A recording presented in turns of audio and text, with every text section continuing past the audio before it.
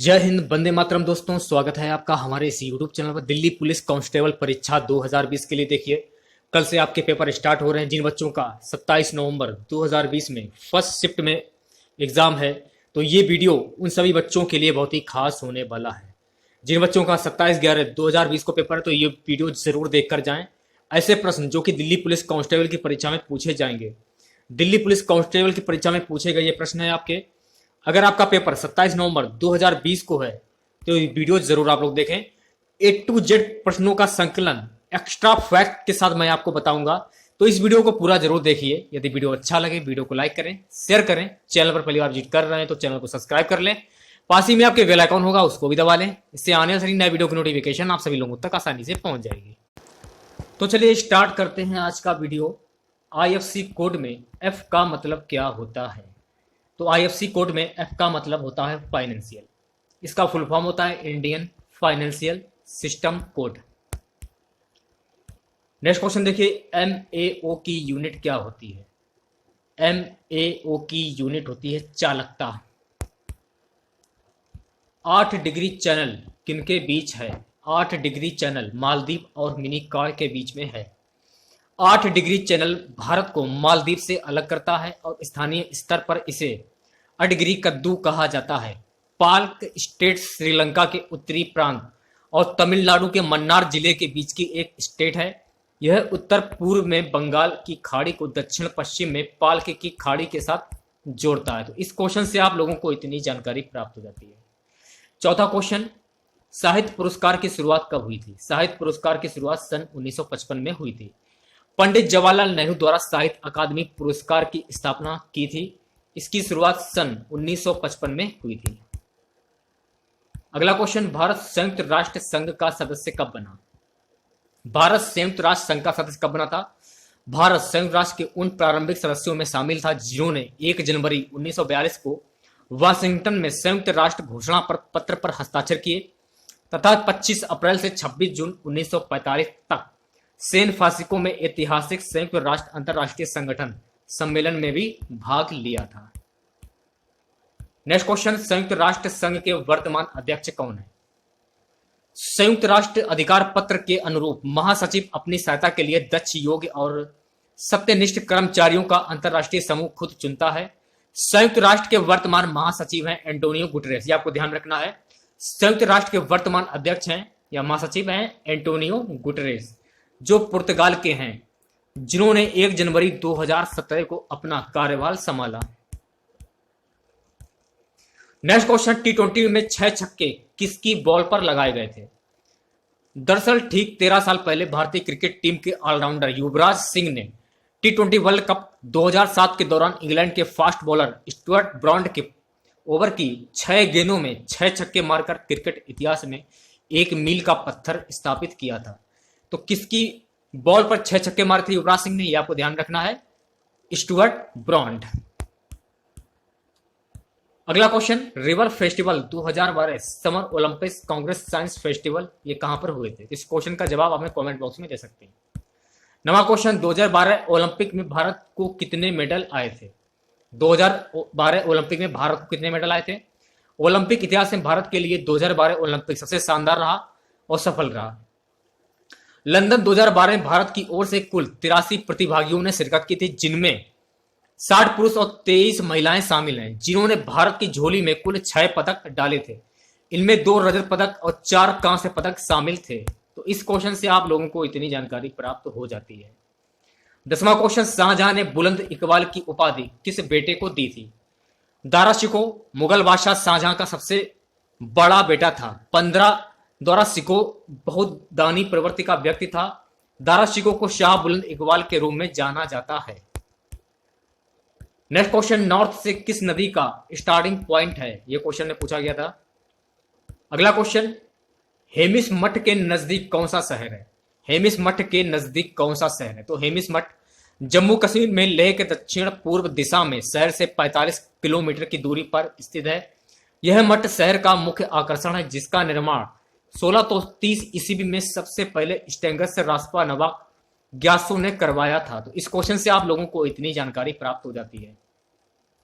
देखिए एक क्वेश्चन आपका अष्टमुदी झील से आएगा, ये मान के चलिए। तो अष्टमुदी झील आपसे को जो बन रहा है वो याद कर लीजिए, ठीक है।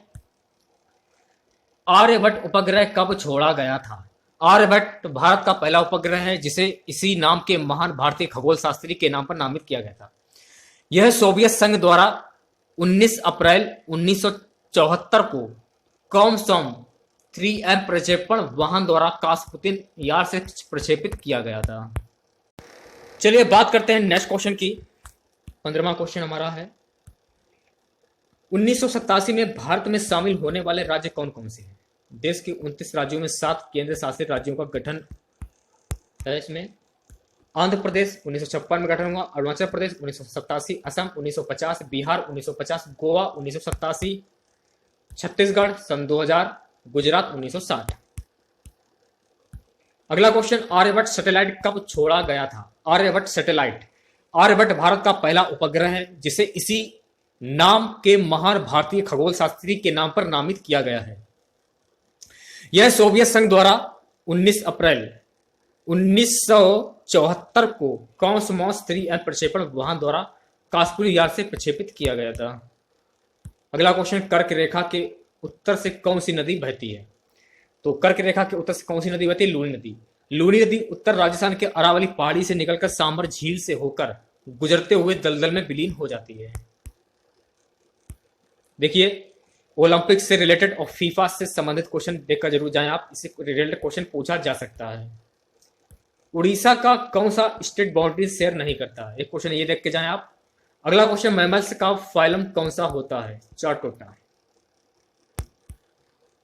संघ फाइलम जीव वैज्ञानिक वर्गीकरण में जीवों के वर्गीकरण की एक श्रेणी होती है। आधुनिक जीव वैज्ञानिक वर्गीकरण में यह श्रेणी वर्गों क्लासों से ऊपर और जगत किंगडम के नीचे आता है। यानी एक संघ में बहुत से वर्ग होते हैं और बहुत से संघों को एक जीव वैज्ञानिक जगत में संगठित किया जाता है। ध्यान दें कि हर जीव वैज्ञानिक संघ में बहुत सी भिन्न जीवों की जातियां प्रजातियां सम्मिलित होती हैं। नेक्स्ट क्वेश्चन, जैविक खेती करने वाला भारत का पहला राज्य कौन सा है? जैविक खेती करने वाला भारत का पहला राज्य सिक्किम।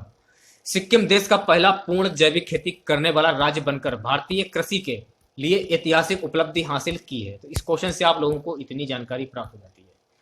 अगला क्वेश्चन, सोन नदी कहां से निकलती है? तो सोन नदी अमरकंटक से निकलती है। सोन नदी भारत के मध्य भाग में बहने वाली एक नदी है। इसे सोनभद्र शिला के नाम से भी जाना जाता है। यमुना के बाद यह गंगा नदी की दक्षिणी उपनदियों में सबसे बड़ी है।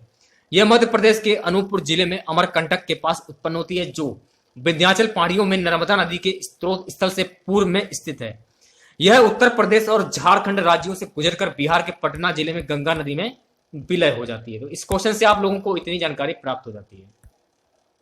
24वां क्वेश्चन, भारत एससीओ का परमानेंट मेंबर किस वर्ष बना था? अगला क्वेश्चन, जून 2016 को भारत और पाकिस्तान को भी औपचारिक तौर पर अस्ताना में आयोजित शिखर सम्मेलन में संगठन का सदस्य बनाया गया था। अगला क्वेश्चन, विंटर ओलंपिक 2022 कहां पर होंगे? बीजिंग में होंगे। 2022 का शीतकालीन ओलंपिक आधिकारिक रूप से शीतकालीन ओलंपिक खेल एक अंतर्राष्ट्रीय बहुखेल प्रतियोगिता है जिसका आयोजन 2022 में चीन की राजधानी बीजिंग में होना है। इससे पहले बीजिंग 2008 के ग्रीष्मकालीन ओलंपिक खेलों का भी आयोजन कर चुका है। अगला क्वेश्चन, ओडिशा किस राज्य से अपनी सीमा साझा नहीं करता है? ओडिशा बिहार राज्य से अपनी सीमा साझा नहीं करता है। ओडिशा जिसे पहले ओडिशा के नाम पर ही जाना जाता था, भारत के पूर्वी तट स्थित एक राज्य है। ओडिशा उत्तर में झारखंड, उत्तर पूर्व में पश्चिम बंगाल, दक्षिण में आंध्र प्रदेश और पश्चिम में छत्तीसगढ़ से घिरा हुआ है तथा पूर्व में बंगाल की खाड़ी है। अगला क्वेश्चन, रेड डाटा बुक किससे संबंधित है? रेड डाटा बुक संकटग्रस्त जातियों की लाल सूची जिसे IUCN लाल सूची और अरे डाटा सूची गठित विश्व भर में पौधों और पशुओं की जातियों का संरक्षण स्थिति की सबसे व्यापक तालिका है। 28वां क्वेश्चन, लाल बहादुर शास्त्री का कार्यकाल कितना था? लाल बहादुर शास्त्री का कार्यकाल था 9 जून 1964 से 11 जनवरी 1966। धुआंधार जलप्रपात ये कहां पर स्थित है? धुआंधार जलप्रपात मध्य प्रदेश में नर्मदा नदी के तट पर स्थित है। धुआंधार जलप्रपात मध्य प्रदेश के जबलपुर जिले का प्रसिद्ध जलप्रपात है। यह प्रपात भेड़ाघाट क्षेत्र का प्रमुख दर्शनीय स्थान है।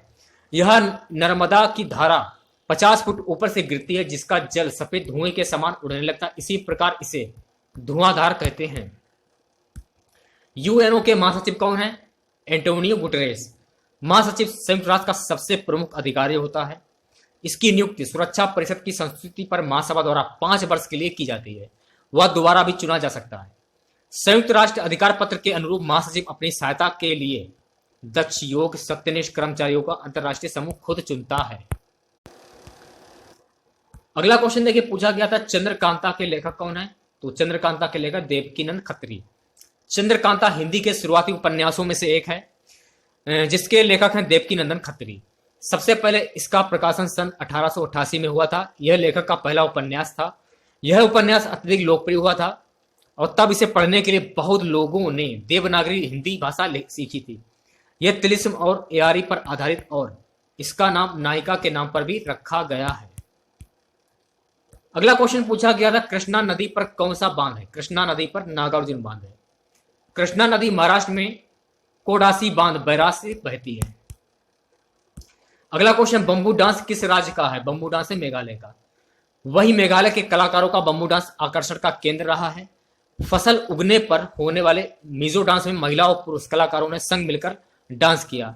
दूसरी प्रस्तुति स्टिक डांस के तहत कलाकारों ने तलवारबाजी की तरह लड़कियों के प्रयोग से मनमोहक नृत्य प्रस्तुत किया। नेक्स्ट क्वेश्चन, साहित्य पुरस्कार की शुरुआत कब हुई थी? पंडित जवाहरलाल नेहरू द्वारा साहित्य अकादमी पुरस्कार की स्थापना की इसकी शुरुआत सन 1955 में हुई थी। Next question, Kanha national park ये कहां पर स्थित है? मध्य प्रदेश में स्थित है। यह भारत का एक प्रमुख राष्ट्रीय उद्यान है। मध्य प्रदेश अपने राष्ट्रीय पार्कों और जंगलों के लिए प्रसिद्ध है। यहाँ की प्राकृतिक सुंदरता और वास्तुकला के लिए विख्यात कान्हा पर्यटकों के लिए हमेशा ही आकर्षण का केंद्र रहा है। कान्हा शब्द कन्हार से बना है जिसका स्थानीय भाषा में अर्थ होता है चिकनी मिट्टी। यहाँ पाई जाने वाली मिट्टी के नाम से ही इस स्थान का नाम कान्हा पड़ा। इसके अलावा एक स्थानीय मान्यता यह है कि जंगल के समीप गांव में एक सिद्ध पुरुष रहते थे जिनका नाम कान्हा था। कहा जाता है कि उन्हीं के नाम पर यह कान्हा पड़ा था। आज का हमारा सबसे लास्ट क्वेश्चन है, क्रॉस स्पॉट पुस्तक किसके द्वारा लिखी गई है? सुजान नवाज के द्वारा एक पुस्तक लिखी गई है। तो आज के वीडियो में बस इतना ही। आशा करते हैं आज का वीडियो आप लोगों को पसंद आया होगा। वीडियो अच्छा लगे वीडियो को लाइक और शेयर जरूर करें। और दिल्ली पुलिस कांस्टेबल की परीक्षा जिन बच्चों की 27 नवंबर 2020 में यानी कि कल की डेट में जिन बच्चों का पेपर है उन्हें बेस्ट ऑफ लक। ठीक है, चैनल को सब्सक्राइब करके बेल आइकन जरूर प्रेस कर दें जिससे कि आने वाली सारी नई वीडियो की नोटिफिकेशन आप सभी लोगों तक आसानी से पहुंच जाए। मिलते हैं नेक्स्ट वीडियो के साथ। जय हिंद, जय भारत।